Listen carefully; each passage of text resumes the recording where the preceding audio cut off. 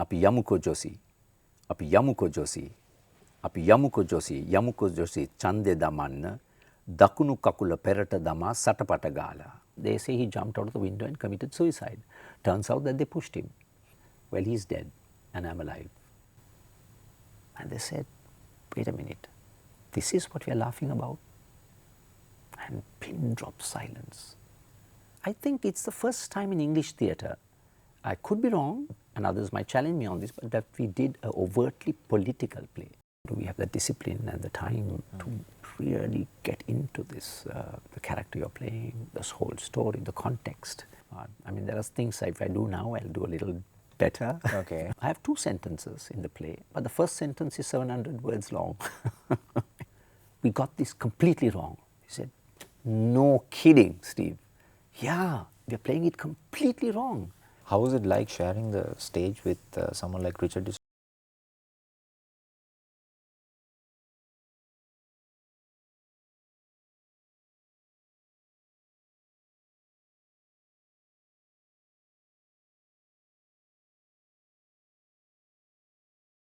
Let's say hypothetically there is a stage adaptation of Kumbio.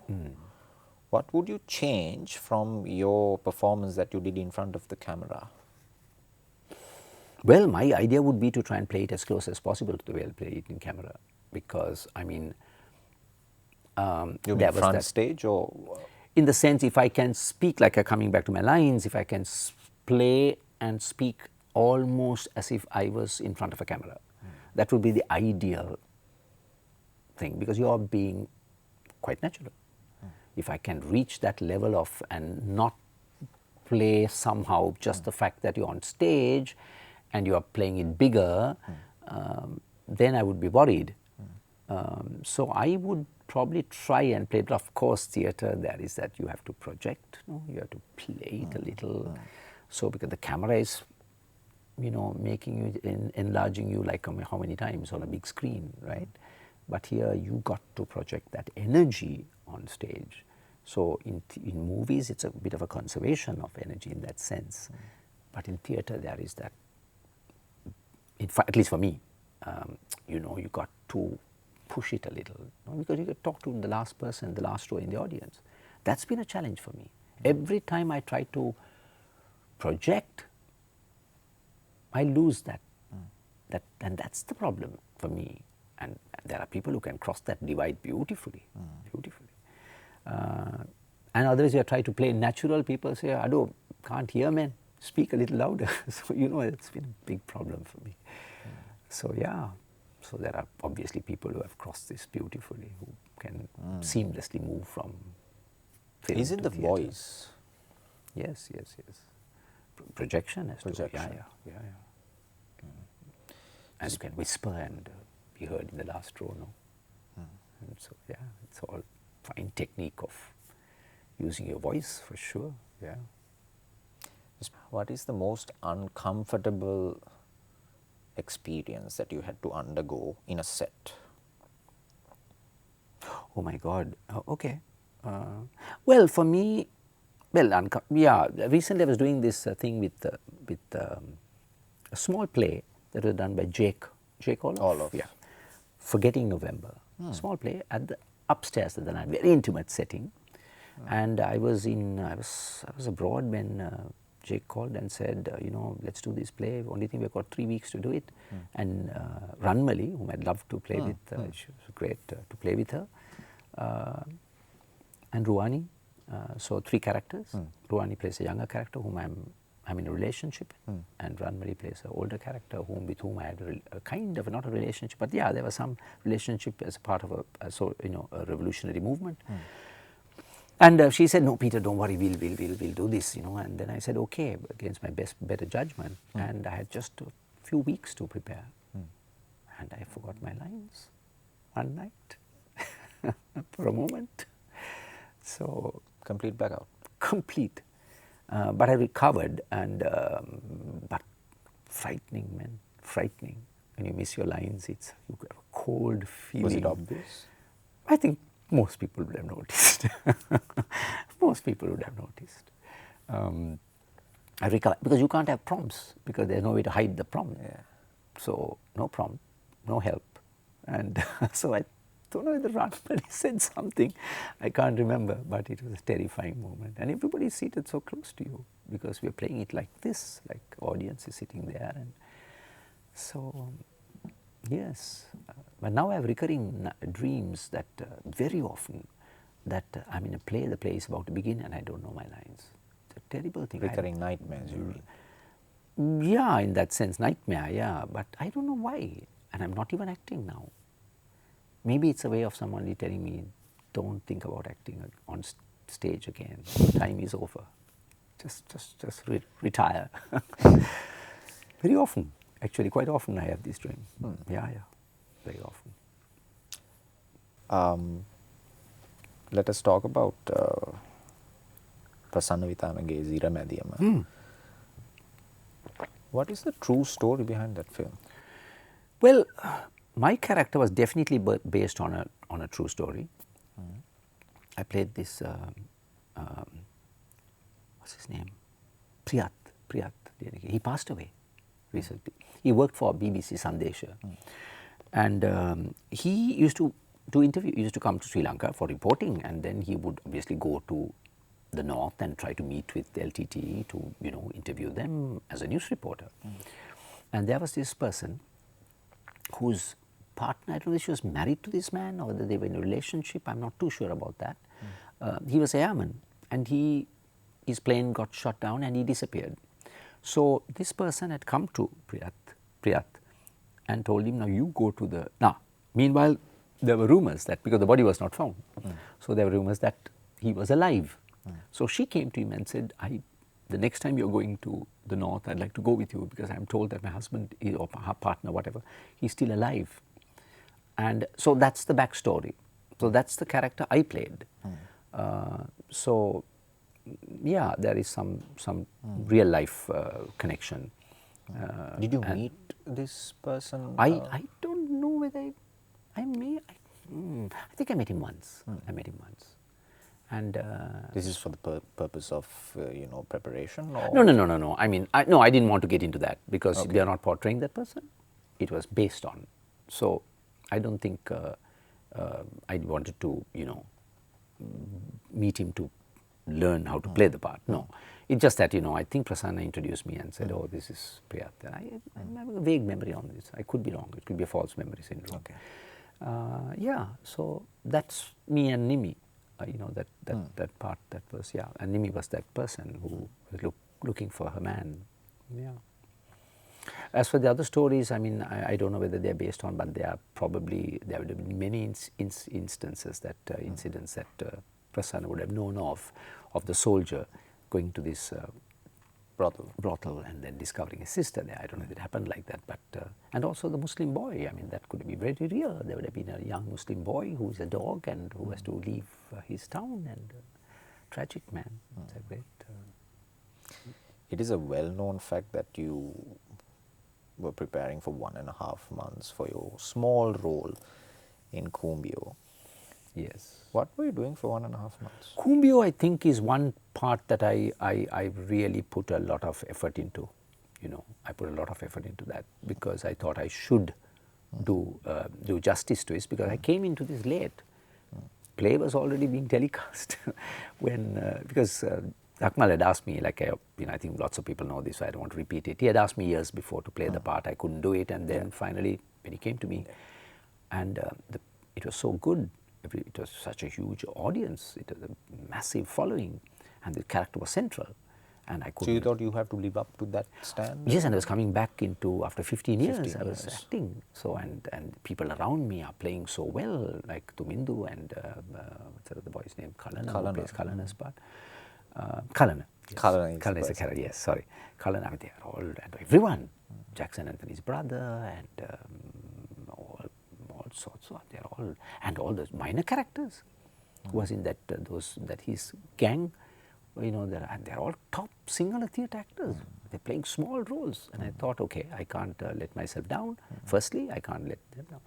So yeah, I used to check them, and read the script really. I was trying to do a little Anthony Hopkins, but I don't think I read it 150 times. Okay. But yeah, he was my inspiration to read the script, man. know it well. So this time I was quite prepared. I was not worried about lines, and yeah, I think. And I was also trying to form a composite character, to see, so pulling ideas from different characters whom I'd seen, including JR. How important is evolution to an actor? If you're considered a good actor 15, 20 years down the line, can you still be a good actor, or do you really need to assess the time that you are in Of the course, future? of course. Styles of playing change, no? I mean, for example, if, Richard Burton played today, I mean, it'd be very different. I mean, they would take parts that, or John Gielgud, or, whoever. Is it the technology, or is It's the style of the times, isn't it? I mean, if you go back years, many years, very stylized, and that's the way Shakespeare played by women's role played by men. And all, very different. So evolution of style and evolution of form, dance. I saw a production of Midsummer Night's Dream. They have to be circus artists. Stunning. So, you have to have enormous talent and physical ability, because they're doing acrobatics and moving, jumping. And you're all doing this within the 2.5, 3 hours or 1.5 hours that you're playing. So yeah, with evolution of style, production and style of, so everything changes. Yeah, for sure. And it's really important that one person to understand it. Yeah, you can't bring your old style of acting and fit it in today. You'll stand out like a sore thumb, Yeah. Unless everyone is playing like that, then it's okay. Nobody knows. Okay. How would have your life changed if your father was alive, let's say when you were 20 years old? Will you be the same person? I mean, I'm looking back, right? I mean, I don't know. I could have. But like I've always said,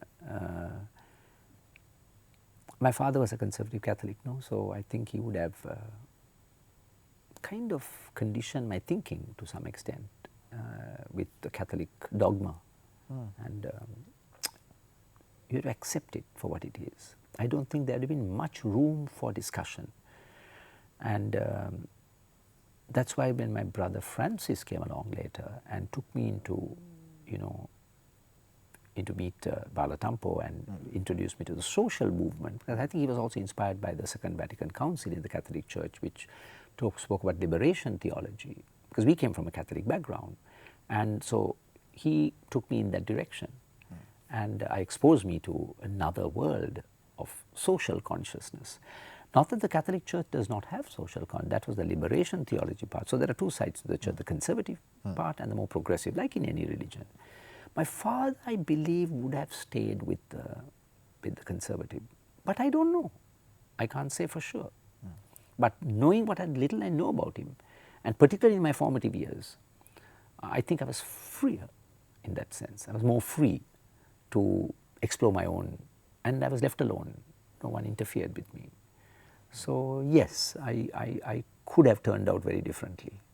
If you want to strike change in the society, would you rather do it as an actor, or a trade union representative, or a businessman? That's a good question. That's a good question, because I've gone through each of these. In this modern day? Yeah, I've gone through each of these phases, right? I was in the trade union movement. I was also ran a business, and I also acted. The thing is, as an actor, it gave me reach to have a following, so to speak. So I can use that, following, if you want to call it that, to take a message of consciousness. So in that sense, I have a bigger reach. If I want to say or share what I'm doing, I can try to influence more people, Is there a set criteria or a medium to do that? That doesn't. Well, now that you talk about criteria, let me give you a simple example. Now, there is this huge farmer protest in India, correct? Yes. Massive. Yeah. And the way people come, make their own food, they're living there, it's a huge movement. Largely ignored. Who brought it to global limelight? one young lady named Rihanna. She sent out a tweet. Had the Modi government and everyone in a bloody frenzy. Because she must be having 1 billion followers. I don't know. You can check that. Just a tweet and said, there is a struggle of farmers. Why is the world not talking about it? That's all she said. Everyone, Indian actresses, actors, cricketers, they all said, how dare she interfere with our country and all that. But she had people talking about it. Then there was a bigger consciousness. So, to your point, if you have, not that you use acting as a way to change, but you can reach, if you're doing good work, and if you want to talk about an issue and raise consciousness about it, then I think your role as an actor is helpful. I'm going to tell you two things. You just have to pick one. Not tough at all. Okay. I will give it a go. I'm not good at this, but I will try. What is the most essential thing for an actor? Is it professional training or the experience? Between those two, I'll say experience. I'm not going to ask why. Okay. Going to the cinema with your family or watching Netflix being home alone? Now at this age, Forget Netflix. that we don't have. Yeah. Right now, honestly, Netflix alone. Netflix alone. Right. That's more liberating and peaceful. Yeah. Well, I can choose what I want to watch. Okay. Right. I'm going to mention a few names and a few words. Tell me the first thing that comes to your mind. One word. I say I am terrible at this. Let's see. Francis de Almeida. Brother and mentor. 2 words. Nimi Haraskama. Co-star and a character. You're going with 2 words now. Yeah, I can't. Tumin Dodantan.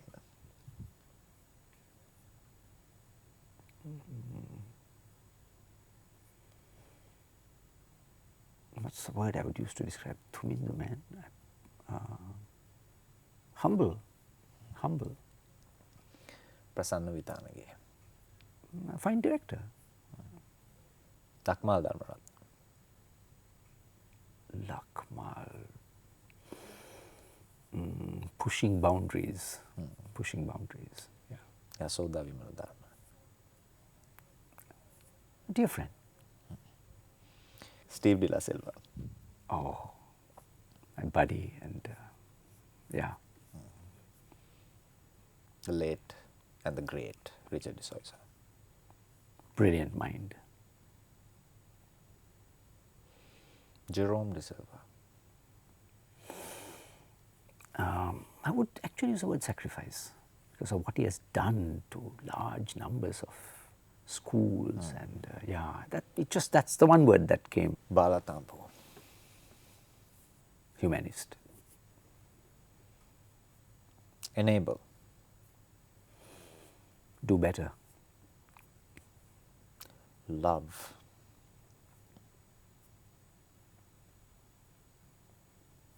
Is all we have. Life.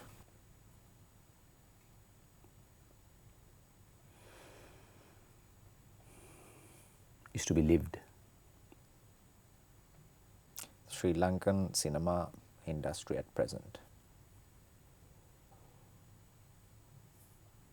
Needs help. Your salary from your first job was 467 rupees, which you had to hand it over to your mother at the end of every month. Coming to present day, you just bid adieu to your job as a CEO of a multi-billion rupee company.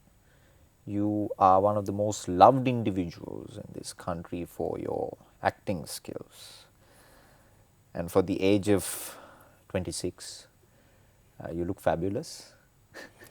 I see. Looking back at it, what are your honest thoughts right now, sitting on this chair in this very dark room. What are your thoughts? Well, what more can I, what little of left of my life, I don't know. It could be I step out and, get run over and die. Hopefully not. How can I make some change, Constantly I'm thinking about this. Can I make some change for the better? That's what preoccupies me. And I would think that my life would be well lived if I can, take one of the many issues that we face and do something about it, not just talk about it, We are done with that, we can talk, there are so many issues to talk about, but can I engage with one of them, give it my everything and make a change. So right now I'm trying to do a few things, and one of them is my school. Use that as the center to change the way we educate children today. It's a disaster. Our children's spirits are being killed. And even when I go to school, and I'm insisted that the students are involved in these discussions, because they kill their spirit, really. That's it, These are children, when they come into the Montessori and all, they have some spunk, they have some spirit, they have life. And little by little, we'll take that away. We tell them what to do from the time they're even 1.5. In fact, my daughter, she was in an interview today, she said, although she wants to bring her son, my grandson, as a spirit, as a person, she says very quickly she notices that you start telling him not to do, And all I say is, let him be. And she, of course, believes that. But as a mother, I can say that and go, but she has to live with him for 24 hours, and the mad boy doesn't sleep well, and so on. So this conditioning and making them, little by little, you are taking them from what they are and killing them, because we think we're educating them. And in the process, they have lost themselves. And they are sad people, a lot of them. So I think if I can do that change, at least in one school, and I talk about it, and make life a little better, and let education focus on well-being of children, not to give them knowledge, but to train their mind to think. So those two things, well-being, and train them to think for themselves. Don't tell them what to do, So that's what I'm thinking. What do I need to work on without running all over? But whatever left of my life, whatever skills I have, whatever I've collected along the way, how can I make some change? Mr. Peter D. Almeida, thank you so much for being my artist this evening. It was my absolute pleasure to ask you these questions, and I'm in awe for the answers that you gave me. But just before I let you go, I want you to wrap this program with your own words. With the words of Richard, with the another poem that, and it connects with what I just spoke about the schools and how education is killing the spirit of our children. So it's called Lepidoptera, which is the species the butterfly belongs to.